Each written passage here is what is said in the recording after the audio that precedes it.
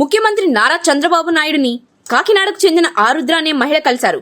వెలగపూడి సచివాలయంలో శుక్రవారం సీఎం చంద్రబాబును తన కుమార్తెతో వచ్చి కలిశారు.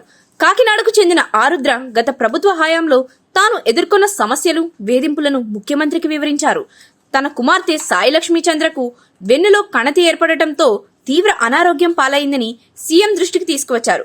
గతంలో బిడ్డ వైద్య ఖర్చుల కోసం తన ఆస్తులు అమ్ముకునే ప్రయత్నంలో తనకు ఎదురైన కష్టాలను ఆమె వివరించారు.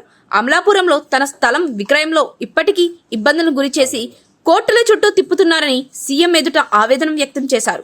ఆరుద్ర సమస్యలపై స్పందించిన సీఎం కుమార్తె సాయిలక్ష్మి చంద్రకు 5 లక్షల ఆర్థిక సాయం ప్రకటించారు.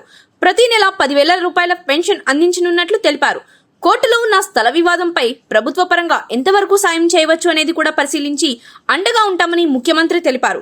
చంద్రబాబు గెలుపుతో తన కష్టాలు తీరిపోయినట్టు అనిపించిందని, ఇప్పుడు ఎంతో ధైర్యంగా ఉందని ఆమె భావోద్వేగానికి గురయ్యారు. సీఎం ఇచ్చిన భరోసాతో ఆరుద్ర సంతోషం వ్యక్తం చేశారు.